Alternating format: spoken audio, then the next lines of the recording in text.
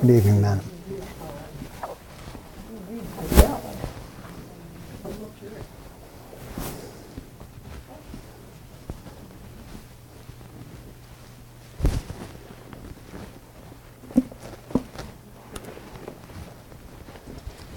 Good evening.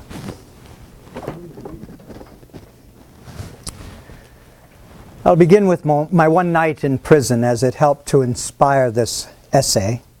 That and the return of a free man, Anthony Burns, who was living in Boston, back to his slaveholder in Virginia by the Massachusetts Supreme Court under the demands of the Fugitive Slave Law. That event also inspired a lecture of mine delivered on Independence Day, 1854, in Framingham, Massachusetts, entitled Slavery in Massachusetts, and another lecture, Resistance to Civil Government. There are times when our conscience cannot abide by the machinery of the state. My one night in prison was novel and interesting enough. The prisoners in their shirt sleeves were enjoying a chat in the evening air in the doorway when I entered. And the jailer said, "Come, boys, it is time to lock up." And so they dispersed, and I heard the sound of their steps returning into the hollow apartments. My roommate was introduced to me by the jailer as a first-rate fellow and a clever man. When the door was locked, he showed me where to hang my hat and how he managed affairs there. The rooms were whitewashed once a month, and this one at least was the widest, most simply furnished, and probably the neatest apartment in town. No, he naturally wanted to know where I came from and what brought me there, and when I told him, I asked him in my turn how he came there, presuming him to be an honest man, of course, and as the world goes, I believe that he was. "Why," said he, "they accuse me of burning a barn, but I never did it." As near as I could discover, he had probably gone to bed in a barn when drunk and smoked his pipe there, and so a barn was burnt. He had the reputation of being a clever man. He had been there some 3 months waiting for his trial to come on, and would have to wait much longer. But he was quite domesticated and contented, since he got his board for nothing and thought that he was well treated. He occupied one window and I the other, and I saw that if one stayed there long, his principal business would be to look out the window. I had soon read all the tracts that were left there and examined where former prisoners had broken out and where a grate had been sawed off, and I heard the history of the various occupants of that room, for I found that even here there was a history and a gossip that never circulated beyond the walls of the jail. Probably this is the only house in the town where verses are composed, which are afterward printed in a circular form but not published. I was shown quite a long list of verses which were composed by some young men who had been detected in an attempt to escape, who avenged themselves by singing them. Well, I pumped my fellow prisoner as dry as I could, for fear I should never see him again. But at length he showed me which was my bed and left me to blow out the lamp. It was like traveling in a far country, such as I had never expected to behold, to lie there for one night. It seemed to me that I had never heard the town clock strike before, nor the evening sounds of the village, for we slept with the windows open, which were inside the grating. It was to see my native village in the light of the Middle Ages, and our Concord was turned into a Rhine stream, and visions of knights and castles passed before me. They were the voices of old burghers that I heard in the streets, and I was an involuntary spectator, an auditor of whatever was done and said in the kitchen of the adjacent village inn, a wholly new and rare experience for me. It was a closer view of my native town. I was fairly inside of it. Now this is one of its peculiar institutions, for it is a shire town, and I began to comprehend what its inhabitants were about. In the morning, our breakfasts were put through the hole in the door in small oblong tin pans, made to fit, and holding a pint of chocolate, with brown bread and an iron spoon. And when they called for the vessels again, I was green enough to return what bread I had left, but my comrade seized it and said that I should lay that up for lunch or dinner. Soon after, he was led out to work at haying in a neighboring field, whither he went every day. And he would not be back till noon, so he bade me good day, saying that he doubted if he should see me again. When I came out of prison, for someone had interfered and paid that tax, I did not perceive that great changes had taken place on the common, such as would have been observed, who went in as a youth and emerged as a tottering and gray-headed man, and yet a change had come to my eyes over the scene. The town, the state, country, greater than any mere time could affect. I saw yet more distinctly that state in which I had lived. I saw to what extent the people among whom I lived could be trusted as good neighbors and friends, that their friendship was for summer weather only, that they did not greatly propose to do right, that they were a distinct race from me by their prejudices and superstitions, and that in their sacrifices to humanity they ran no risks, nor even to their property, that after all they were not so noble, but they treated the thief as if he had treated them, and hoped by a certain outward observance and a few prayers, and by walking in a particular straight though useless path from time to time, to save their souls. Now, this may be to judge my neighbors harshly, for I believe that many of them are not aware that they have such an institution as the jail in their village. Well, it was formerly the custom in our village, when a poor debtor came out of jail, for his acquaintances to salute him looking through their fingers, which were crossed to represent the grating of the jail window. "How do you do?" My neighbors did not salute me thus, but first looked at me and then at one another as if I had returned from a long journey. Well, I was put into jail as I was going to the shoemaker's to get a shoe which was mended. And I was let out in the morning. I proceeded to finish my errand, and having put on my mended shoe, I joined a huckleberry party, who were impatient to put themselves under my conduct, and in half an hour, for the horse was soon tackled, was in the midst of a huckleberry field on one of our highest hills, 2 miles off, and there the state was nowhere to be seen. That is the whole history of my night in prison. And now the essay on civil disobedience. And I assure you, this is a journal, but it doesn't hold the whole essay. The essay is just a small portion of it. I heartily accept the motto that government is best which governs least. And I should like to see it acted up to more rapidly and systematically. Carried out, it finally amounts to this, which also I believe, that government is best which governs not at all. And when men are prepared for it, that will be the kind of government which they will have. Government is at best but an expedient, but most governments are usually, and all governments are sometimes, inexpedient. The objections which have brought against a standing army, and they are many and weighty, and deserve to prevail, may also be brought against a standing government. Why, the standing army is only an arm of the standing government.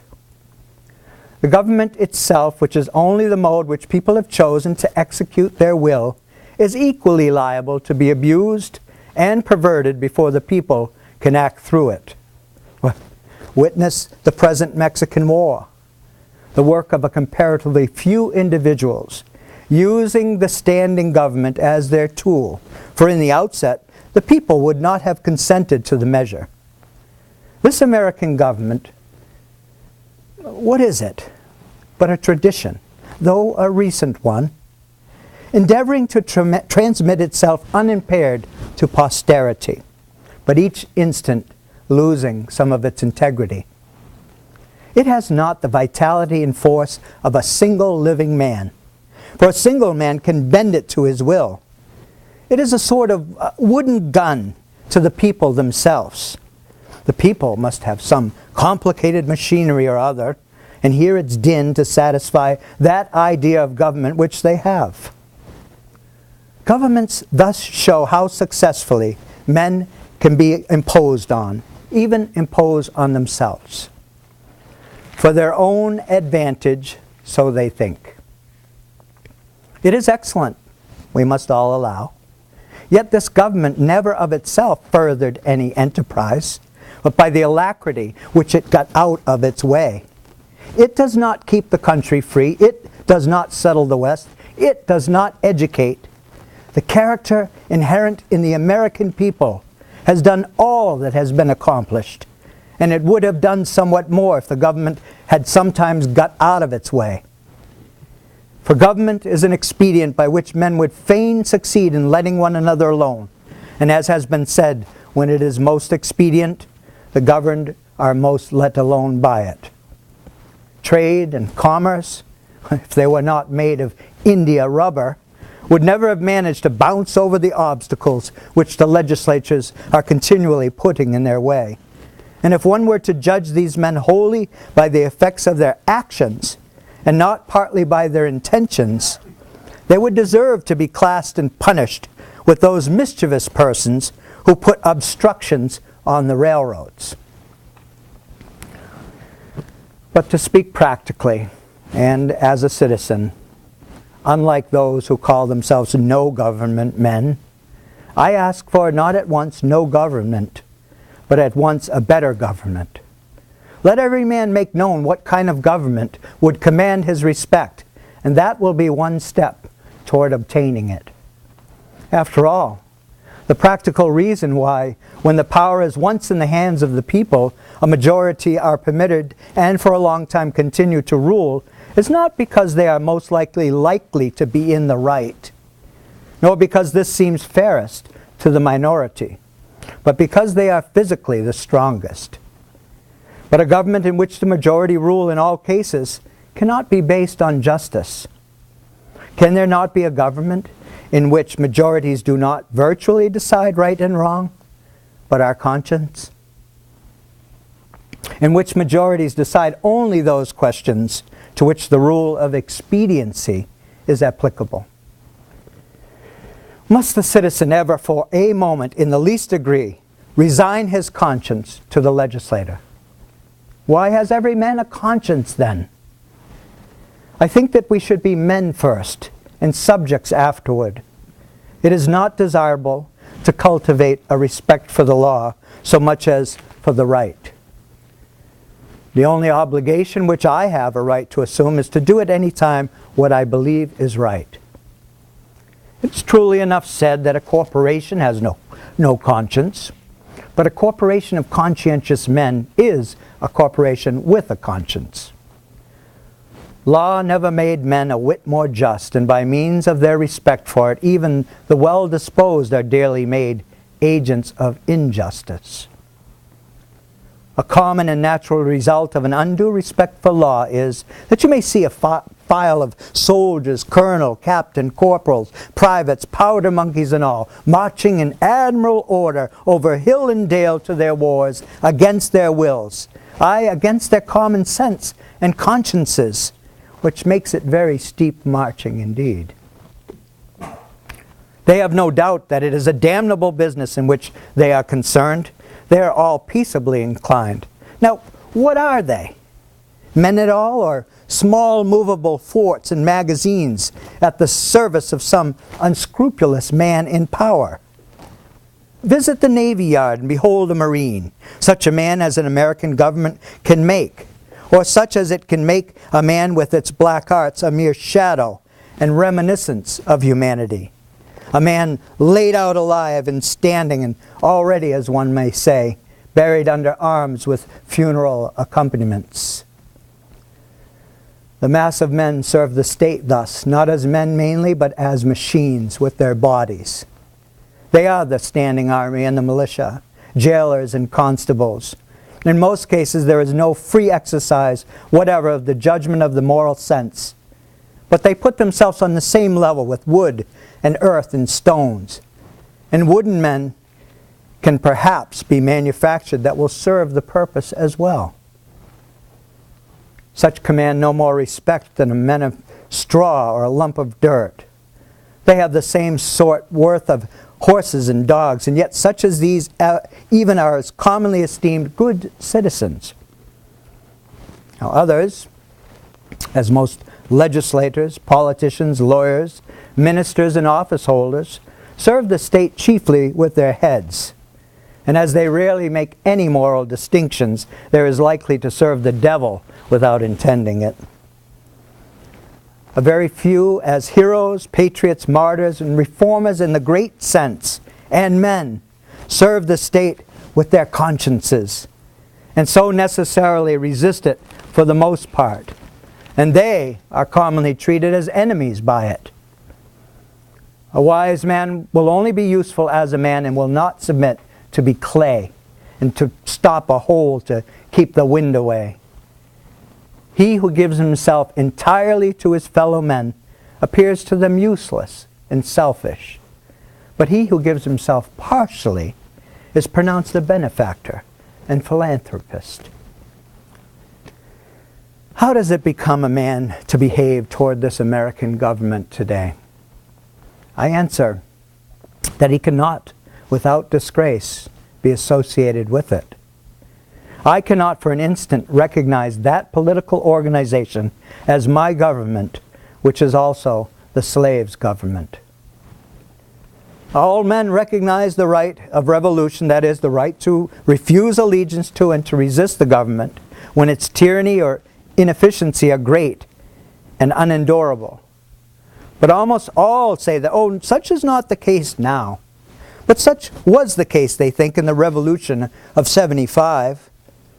If one were to tell me that this was a bad government because it taxed certain foreign commodities brought to its ports, it is most probable that I should not make much ado about it, for I can do without them.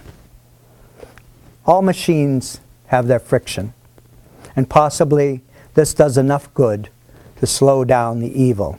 But when the friction comes to have its machine, and oppression and robbery are organized, I say, let us not have such a machine any longer. In other words, when a sixth of the population of a nation, which has undertaken to be the refuge of liberty, are slaves, and a whole country is unjustly overrun and conquered by a foreign army and subjected to military law, I think that it is not too soon for honest men to rebel and revolutionize.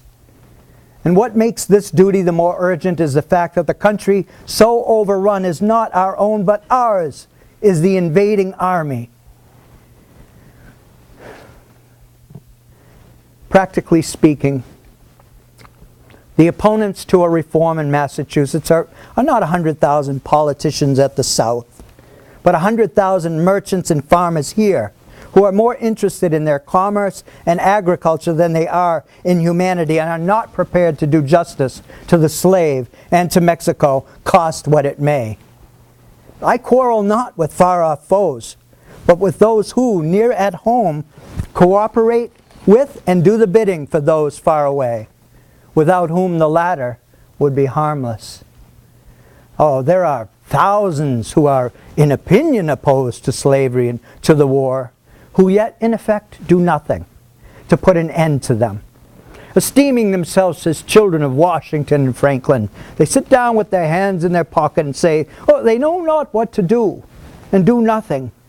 Who even postpone the question of freedom to the question of free trade and quietly read the prices current along with the latest advices from Mexico, after dinner it may be, and fall asleep over them both. What is the price current of an honest man and patriot today? They hesitate, and they regret, and sometimes they petition. But they do nothing in earnest and with effect. Oh, they will wait, well disposed, for others to remedy the evil, that they may no longer have it to regret. At most, they give only a cheap vote, and a feeble countenance, and Godspeed to the right as it goes by them. There are 999 patrons of virtue to one virtuous man. All voting is a sort of gaming like checkers or backgammon, with a slight moral twinge to it. A playing with right and wrong, with moral questions, and betting naturally accompanies it. The character of the voters is not staked. I cast my vote perchance as I think right, but I'm not vitally concerned that the right should prevail. I'm willing to leave it to the majority. Its obligation, therefore, never exceeds that of expediency. Even voting for the right is doing nothing for it. It is only expressing to men feebly your desire that it should prevail. A wise man will not leave the right to the mercy of chance, nor wish it to prevail through the power of the majority. There is but little virtue in the action of masses of men. When the majority shall at length vote for the abolition of slavery, it will be because they are indifferent to slavery, or because there is but little slavery left to be abolished by their vote. They will then be the only slaves. Only his vote can hasten the abolition of slavery, who asserts his own freedom by his vote. I hear of a convention to be held at Baltimore or elsewhere for the selection of a candidate for the presidency, made up chiefly of editors and men who are politicians by profession. But I think, what is it to any independent, intelligent, and respectable man what decision they may come to? Shall we not have the advantage of his wisdom and honesty nonetheless? Can we not count upon some independent votes?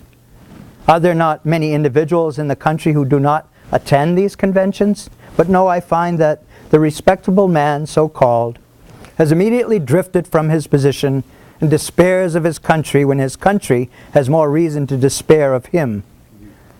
Or he forthwith adopts one of the candidates thus selected as the only available one, thus proving that he himself is available for any purposes of the demagogue. His vote is of no more worth than that of any unprincipled foreigner or hireling native who may have been bought. Oh, for a man who is a man, and as my neighbor says, has a bone in his back which you cannot pass your hand through. Our statistics are at fault. The population has been returned too large. How many men are there to a square 1,000 miles in this country? Hardly one. It is not a man's duty, as a matter of course, to devote himself to the eradication of any, even the most enormous wrong. He may still properly have other concerns to engage him. But it is his duty, at least, to wash his hands of it, and if he gives it no thought longer, not to give it practically his support. If I devote myself to others' pursuits and contemplations, I must first see, at least, that I do not pursue them sitting upon another man's shoulders. I must get off him first, that he may pursue his contemplation too. See what gross inconsistency is tolerated?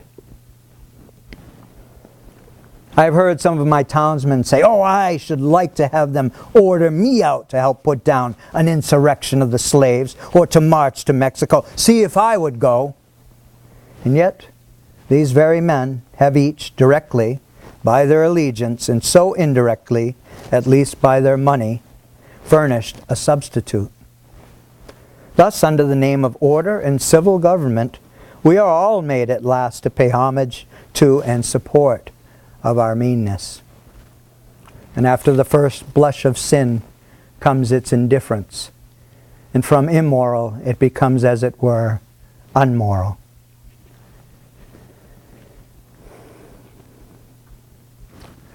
Those who, while they disapprove of the character and measures of the government, yield to it their allegiance and support, are undoubtedly its most conscientious supporters, and so frequently the most serious obstacles to reform.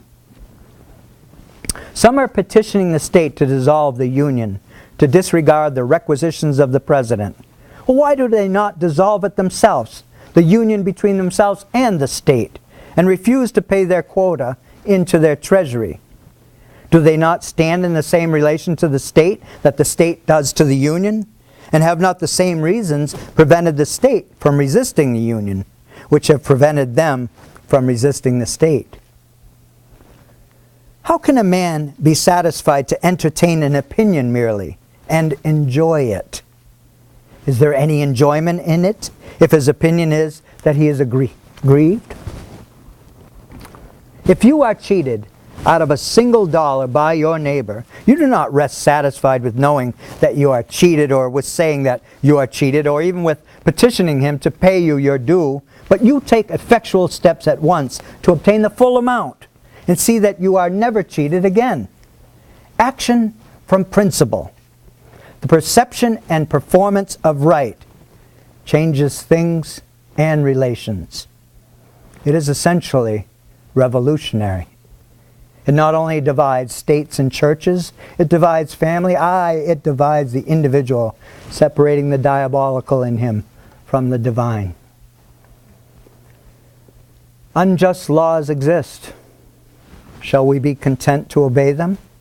Or shall we endeavor to amend them and obey them until we have succeeded? Or shall we transgress them at once? Men generally, under a government as this, think that they ought to wait until they've persuaded the majority to alter them. They think that if they should resist, the remedy would be worse than the evil. But it is the fault of the government itself that the remedy is worse than the evil. It makes it worse. Why is it not more apt to anticipate and provide for reform? Why does it not cherish its wise minority? Why does it cry and resist before it is hurt? Why does it not encourage its citizens to be on the alert to point out its faults and to do better than it would have them? Why does it always crucify Christ and excommunicate Copernicus and Luther and pronounce Washington and Franklin rebels? One would think that a deliberate and practical denial of its authority was the only offense never contemplated by government. Else, why has it not assigned its definite, suitable, and proportionate penalty? If a man who has no property refuses but once to earn 9 shillings for the state, he is put in prison for a period unlimited by any law that I know, and determined only by the discretion of those who placed him there. But if he should steal 90 times 9 shillings from the state, he is soon permitted to go at large again. If the injustice is part of the machinery, the necessary friction of the machine of government, let it go. Let it go. Perchance it will wear smooth. Certainly the machine will wear out. If it is of such a nature that it requires you to be the agent of injustice to another, then I say, break the law. Let your life be a counter-friction to stop this machine. What I have to do is to see at any rate that I do not lend myself to the wrong which I condemn.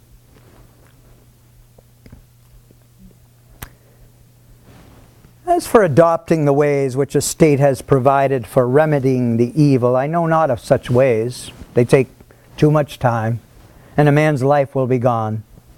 I have other affairs to attend to. I came into this world not chiefly to make this a good place to live in, but to live it, be it good or bad. A man has not everything to do, but something.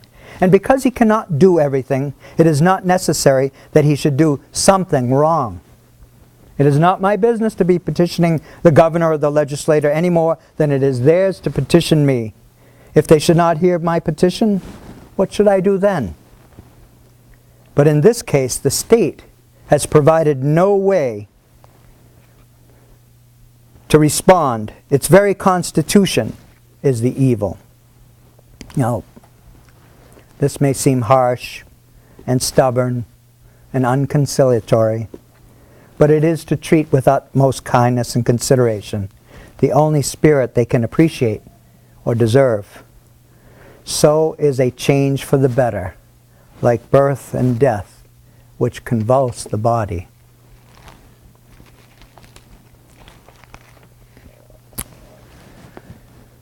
I do not hesitate to say that those who call themselves abolitionists should at once effectually withdraw their support, both in person and property, from the government of Massachusetts, and not wait till they constitute a majority of one before they suffer the right to prevail through him. I think it is enough if they have God on their side without waiting for that other one. Moreover, any man more right than his neighbors constitutes a majority of one already. I meet this American government or its representative, the state government, directly and face to face once a year, no more, in the person of its tax gatherer. And this is the only mode which a man situated as I am necessarily meets it. And it then says distinctly, "Recognize me." And the simplest, most effectual, and in the present posture of affairs, the indispensablest mode of treating with it on its head, of expressing your little satisfaction with and love for it, is to deny it. My civil neighbor, the tax gatherer, is the very man I have to deal with, for it is, after all, with men and not with parchment that I quarrel. And he has voluntarily chosen to be an agent of the government. How shall he ever know well what he is and does as an officer of the government, or as a man, until he is obliged to consider whether he shall treat me, his neighbor, for whom he has respect, as a neighbor and well-disposed man, or as a maniac and disturber of the peace?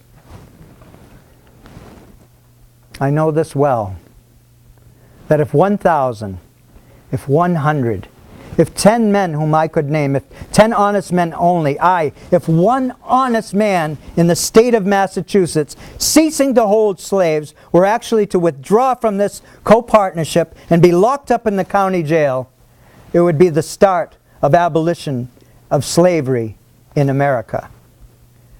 For it matters not how small the beginning may seem to be, what is once well done is done forever.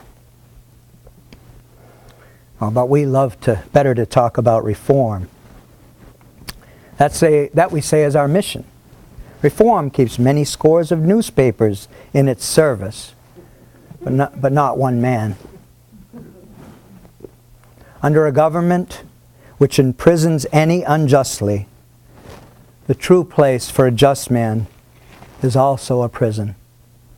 The proper place today, the only place which Massachusetts has provided for her freer and less desponding spirits, is in her prisons, to be put out and locked out by the state by her own act, as they have already put themselves out by their principles. It is there that the fugitive slave and the Mexican prisoner on parole and the Indian come to plead the wrongs of his race should find them on that separate but more free and honorable ground, where the state places those who are not with her, but against her. The only house in a slave state in which a free man, can abide with honor.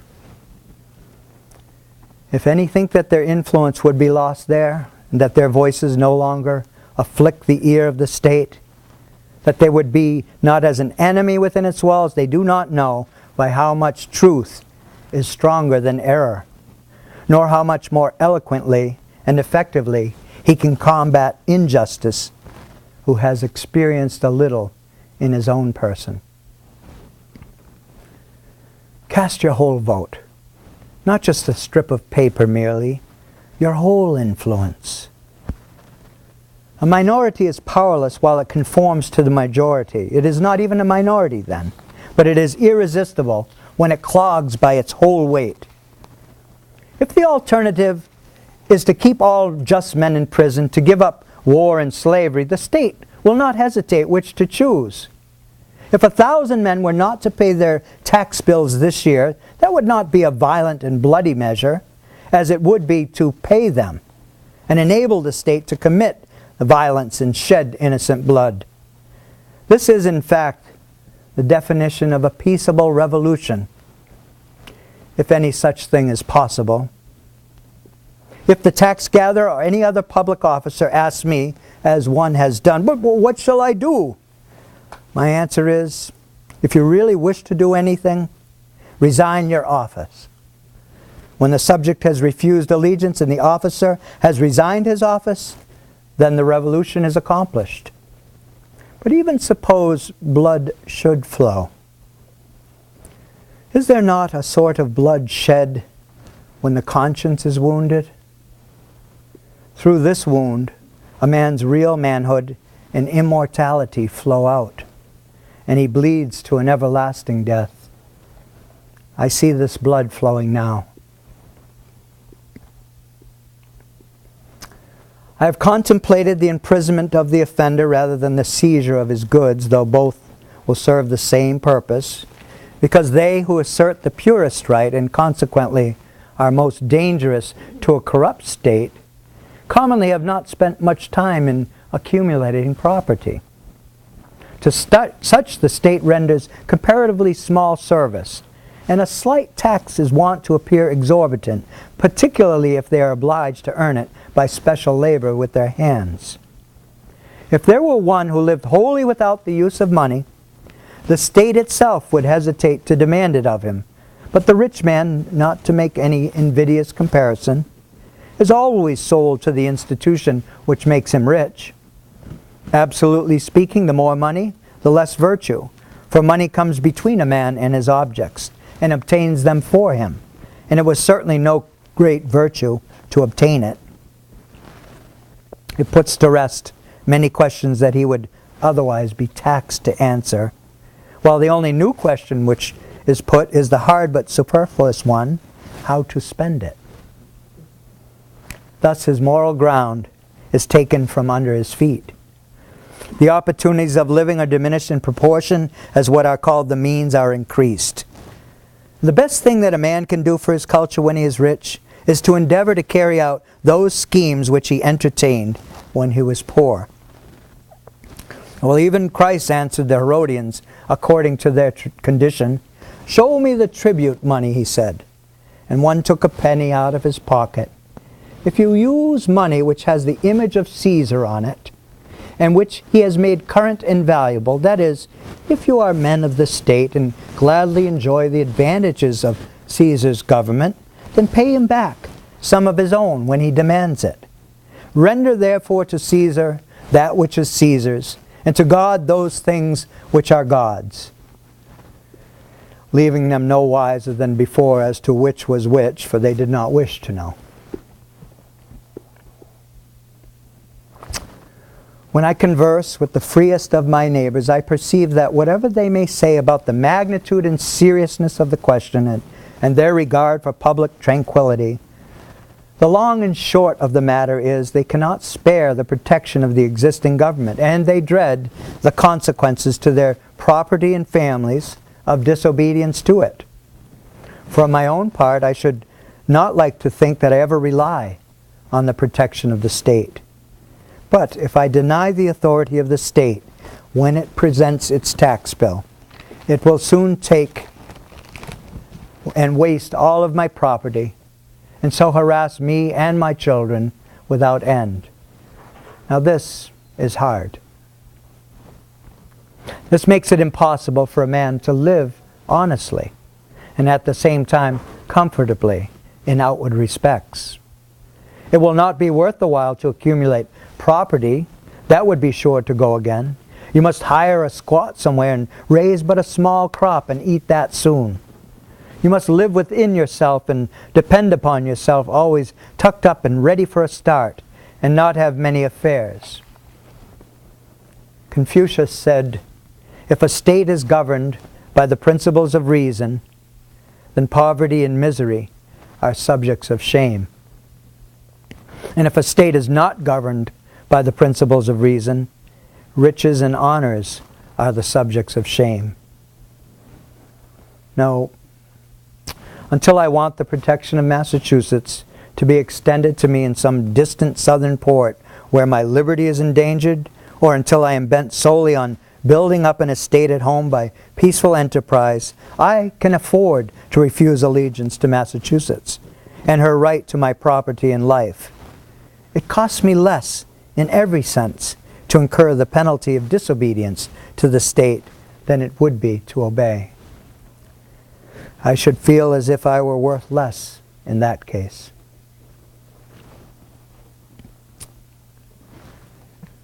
Some years ago, the state met me in behalf of the church and commanded me to pay a certain sum toward the support of a clergyman whose preaching my father attended, but never I myself.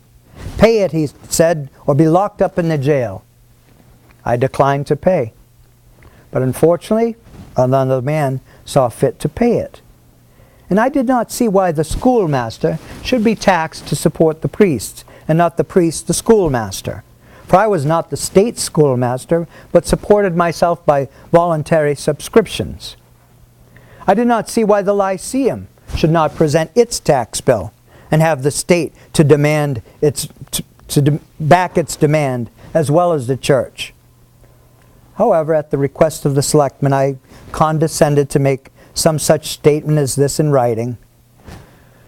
Know all men by these presents that I, Henry Thoreau, do not wish to be regarded as a member of any incorporated society which I have not joined. This I gave to the town clerk, and he has it. The state, having thus learned that I did not wish to be regarded as a member of that church, has never made a like demand on me since, though it said that it must adhere to the original presumption that time. If I knew how to name them, I should then have signed off in detail from all the societies which I never signed on to, but I did not know where to find this complete list. I have paid no poll tax for 6 years. And as I recounted, I was put in jail once on this account for one night. And as I stood considering the walls of solid stone 2 or 3 feet thick, the door of wood and iron a foot thick, and the iron grating which strained the light, I could not help but being struck with the foolishness of that institution which treated me as if I were mere flesh and blood and bones to be locked up. I wondered that it should have concluded at length that this was the best use it could put me to, and had never thought to avail itself of my services in some way. I saw that if there was a wall of stone between me and my townsmen, there was a still more difficult one to climb or break through before they could get to be as free as I was. I did not for a moment feel confined, and the walls seemed a great waste of stone and mortar. I felt as if I alone of all my townsmen had paid my tax. Oh, they plainly did not know how to treat me, but behaved like persons who are underbred. In every threat and every compliment there was a blunder, for they thought that my chief desire was to stand on the other side of that stone wall. I could not but smile to see how industriously they locked the door on my meditations, which freely followed them out again without let or hindrance, and they were really all that was dangerous. As they could not reach me, they had resolved to punish my body. Just as a boy, if he cannot come at some person against whom he has a spite, will abuse his dog. I saw that the state was half-witted, that it was timid as a lone woman with her silver spoons, and that it did not know its friends from its foes. And I lost all my remaining respect for it, and pitied it. Thus the state never intentionally confronts a man's sense, intellectual or moral, but only his body, his senses. It is not armed with superior wit or honesty, but with superior physical strength. And I was not born to be forced. I will breathe after my own fashion. Now let us see who is the strongest. What force has a multitude? Oh, they force me to become like themselves. I do not hear of men being forced to live this way or that by masses of men. What sort of life would that to live? The only ones who can really force me are those who obey a higher law than I. When I meet a government which says to me, your money or your life, why should I be in haste to give it my money? It may be in a great strait and not know what to do. I cannot help that. It must help itself. Do as I do. It is not worth the while to snivel about it. I am not responsible for the successful working of the machinery of society. I am not the son of the engineer. I perceive that when an acorn and a chestnut fall side by side, the one does not remain inert to make way for the other, but both obey their own laws, and spring and grow and flourish as best they can, till one perchance overshadows and destroys the other. If a plant cannot live according to its nature, it dies, and so a man. I do not wish to quarrel with any man or nation. I do not wish to split hairs, to make fine distinctions, or set myself up as better than my neighbors. I seek rather, I may say, even an excuse for conforming to the laws of the land. I am but too ready to conform to them. Indeed, I have reason to suspect myself on this head. And each year, as the tax gatherer comes around, I find myself disposed to review the acts and positions of the general and state governments and the spirit of the people, to discover some pretext for conformity. Then I shall be no better a patriot than my fellow countrymen. Seen from a lower point of view, the Constitution, with all its faults, is very good. The law and the courts are very respectable. Even the state and American government are, in many respects, very admirable and rare things to be thankful for, such as a great many have described them. But seen from a point of view a little higher, they are what I have just described them. And seen from a higher point still, and the highest, who shall say what they are, or that they are worth looking at or thinking about at all? I know that most men think differently from myself, but those whose lives are by profession devoted to the study of these or kindred subjects content me as little as any. Statesmen and legislators, standing so completely within the institution, never distinctly and nakedly behold it. They speak of moving society, but they have no resting place. They may be of men of a certain experience and discrimination, and have no doubt invented ingenious and useful systems for which we sincerely thank them. But all their wit and usefulness lie within certain not very wide limits. They are wont to forget that the world is not governed by policy and expediency. Well, even Daniel Webster never goes behind government, and so cannot speak with authority about it. His words are wisdom to those legislators who can contemplate no essential reform in the existing government. But for thinkers and those who legislate for all time, he never once glances at the subject.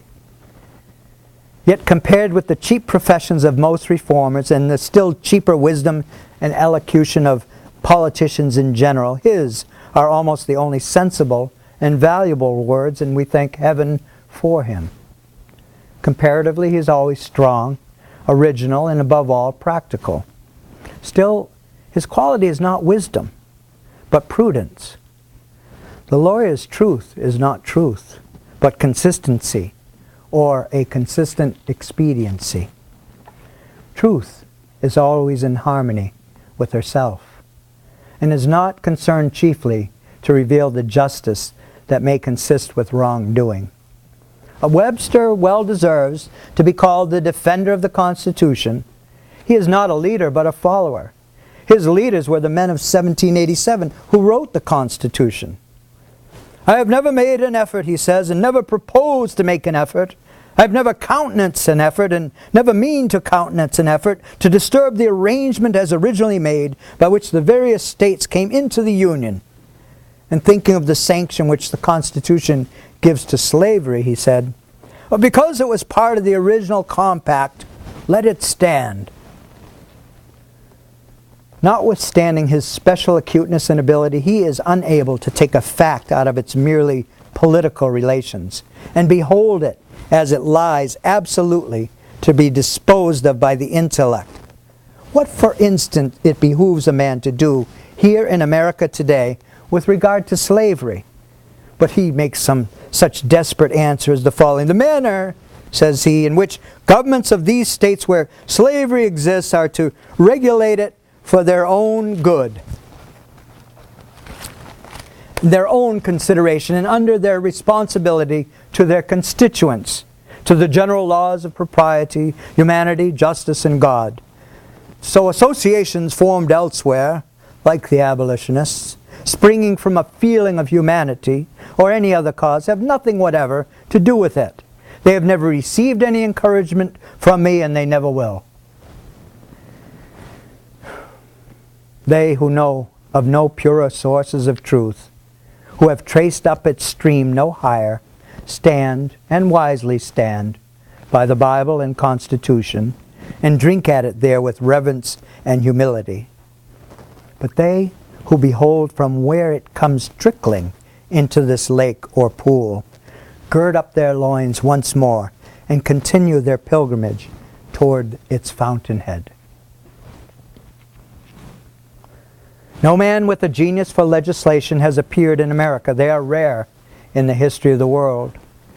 There are orators, politicians, and eloquent men by the thousand, but the speaker has not yet opened his mouth to speak who is capable of settling the much vexed questions of the day.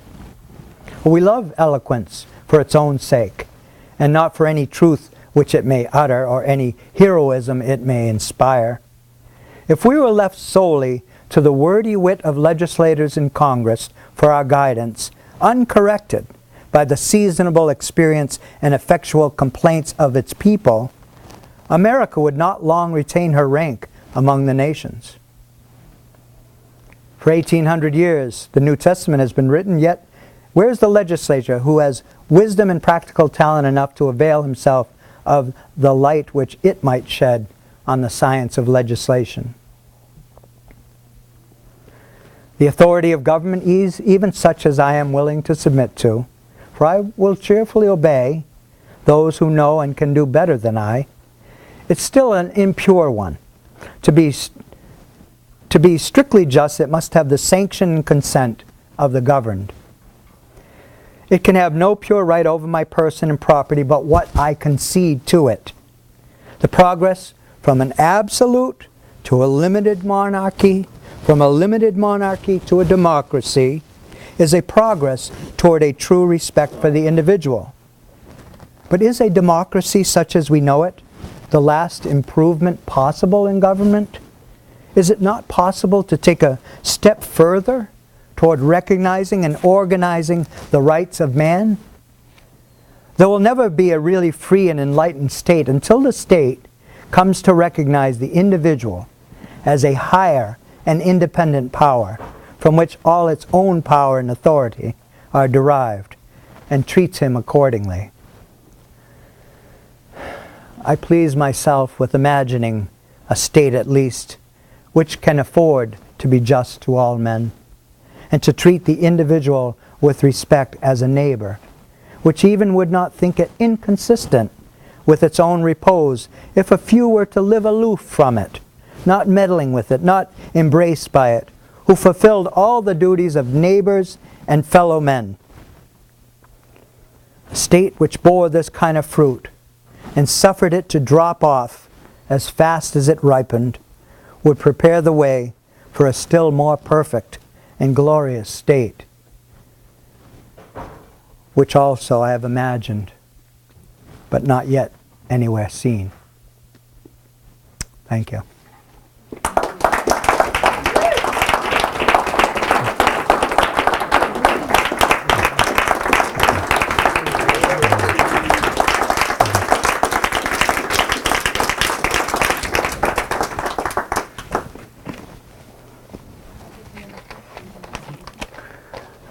That's all, folks.